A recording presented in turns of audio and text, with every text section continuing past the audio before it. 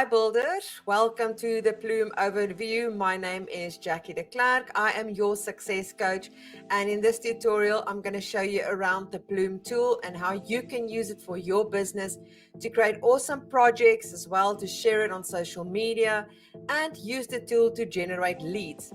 So right here we are on the dashboard of Builderall Plume, and the very first thing is a little message at the top telling you that you would be able to create customized projects.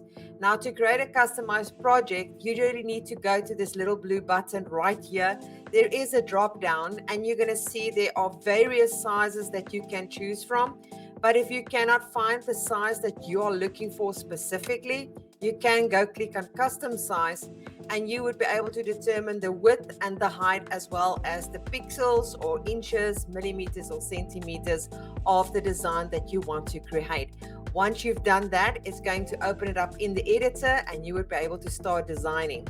On the left hand side, under the projects area right here, you can see the area where you are going to see all the designs that you have created in one area. And then obviously right underneath it, if you click on all templates, you're going to see all the templates that is available to you that you can go and edit and make it your own. There is quite a lot of templates in this area that you can choose from. Now, while we are busy looking at these templates, let's take a look at the icons underneath. You're going to see that we've got a pencil. The pencil basically means that you are going to edit this specific magazine, and this is the one that you really want. Next to it is the preview. So let's start with the preview. Clicking on the preview is going to show you what the magazine actually look like, and you will be able to scroll between them. If this is the magazine that you really want to use to edit, you're just going to go back and you're going to click on select, and it's going to ask you if this is the one that you want, and you're going to click confirm. So basically what's happening is now opening it up in the editor for you to start editing. Now, you don't really need to go and publish it to make it available under your templates. You can really just close it and then refresh your screen, and you will see it jumps back to projects, and it will be right here underneath the projects that you've just chosen. Now let's go through the icons here at the bottom. The first one again is to preview. Just like we saw just now, you're going to click on that preview button and it will take you to look at the magazine. You also have got the edit button if you want to make sure that that is the magazine that you want to edit. And then also got edit information. So if I click on edit information, you can see this is the title and description that you can change. Once you've made your changes, you can just click on save. And then we also have the opportunity right here to duplicate. So if you click duplicate, it's just going to duplicate the existing magazine. If you want to transfer this to another Builderall user, you're going to click on transfer.